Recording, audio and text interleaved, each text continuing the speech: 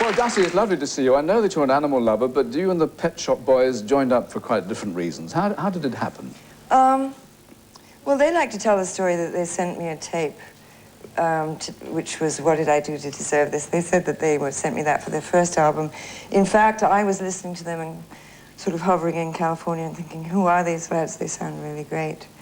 And the track was great, and I liked their sound. It was sort of big and full and sort of slightly over the top. And in fact, I got the tape in time for the second album, so it seemed like the right time to do it. And here you are. 63 now was the year of your first hit, in fact, wasn't it? I Only Want to Be With You. And that is the time that the story of the film Scandal is covering as well. Do you remember all that scandal? Well, actually, sort of, I think sort of peripherally, because we were all sort of very busy making our own little scandals and sort of blundering through the 60s and sleeping through some of them. I really sort of spent the first 5 years of my career not really being aware of what those words meant. You know, sort of... What, scandal? Naughty. Well, I sort of knew that one, but there were other naughtier words. Sort of words like love nest in the tabloids. Someone's always caught in a love nest. Have you noticed that? Sipping champagne. That's very naughty to sip champagne in a love nest. So, I mean, the sleaze factor of it didn't really hit me until several years later, when I sort of became aware of all sorts of things to do with the sleaze factor. But really, the film is what makes it clear to me. I think sometimes in hindsight, I think in general, time diffuses the thing, and they only sort of go, oh yeah, Christine Keeler, I remember her, but they're not quite sure what they remember her for. And indeed, the film is explanatory in a very strong way. It's... I hope it's accurate. It's actually not at all what I expected. I expected it to be somewhat sensationalistic and sort of tabloid.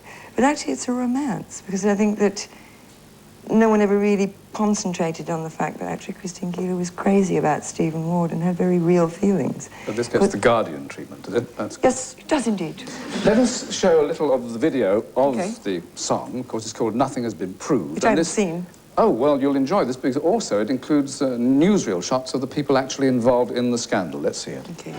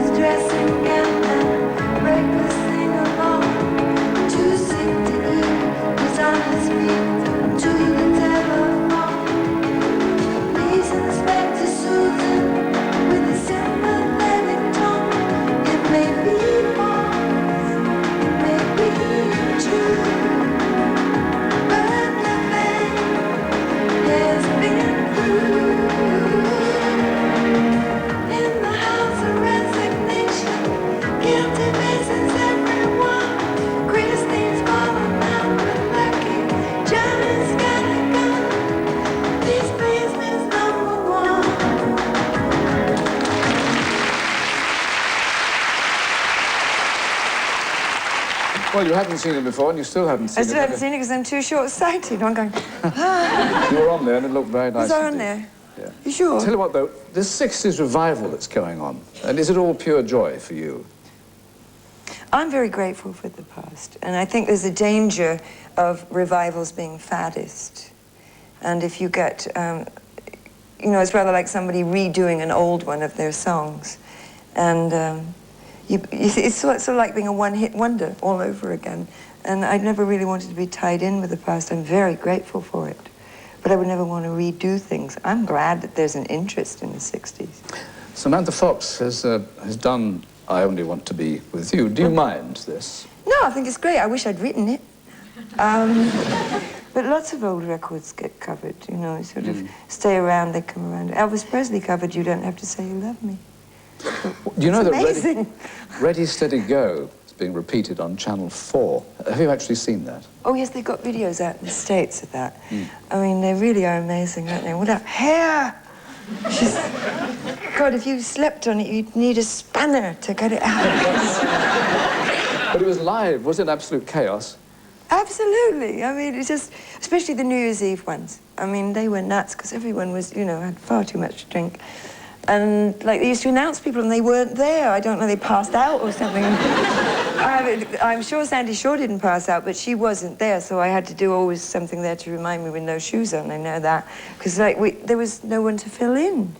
Somebody had to do it. I just happened to be standing there at the time.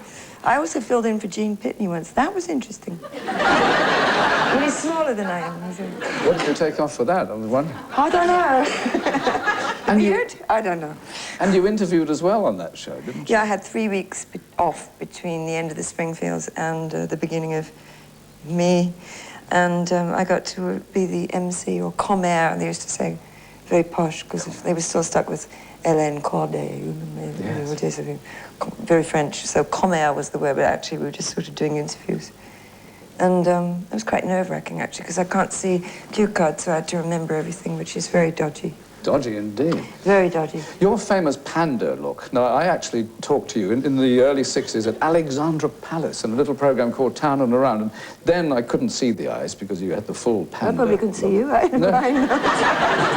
But it spawned so many lookalikes, didn't it? Yes, I mean, it was sort of like Clone City, if you were sort of Ready, Steady, Go, or Thank You, Lucky Stars, or any of those shows. There were sort of all these domes, you know, these sort of domed people with beehives and black eyes. I mean, it's very lucky I was nearsighted, because that could be quite shocking. You were in California for, what, 14 years? Did you go for the natural look while you were there?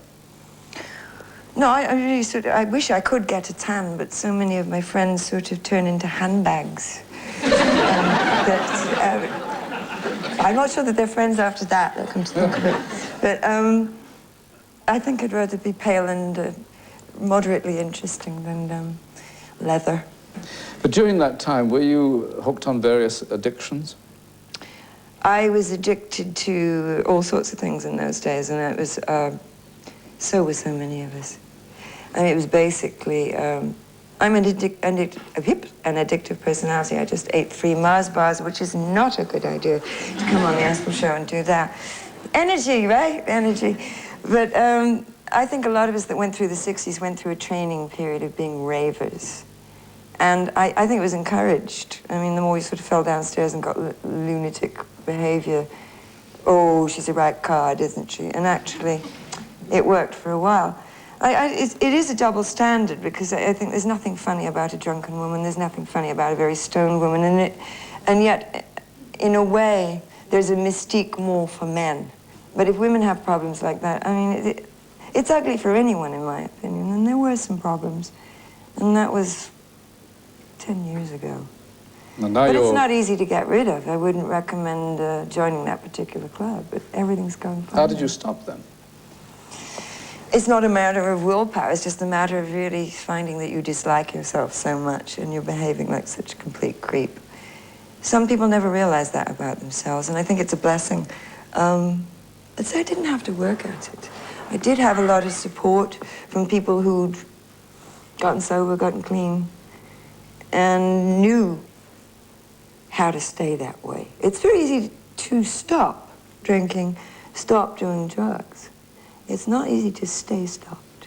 And now you're on the Mars bars, you see. Yeah, but I know. Or else these people have problems, you know. I mean, I'm an obsessive person. And now I'm obsessed with cats, and that's relatively healthy, you know. Why did you go to live in Holland?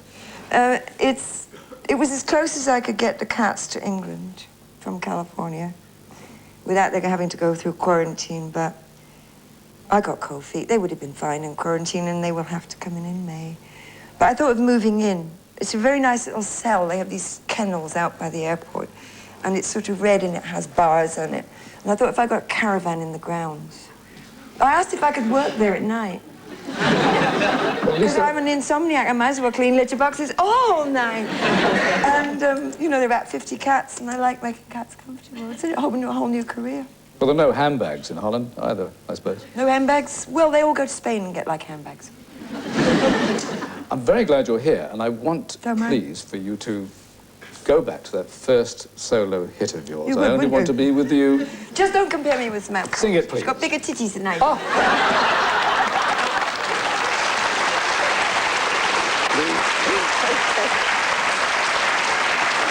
Ladies and gentlemen, Dusty Springfield.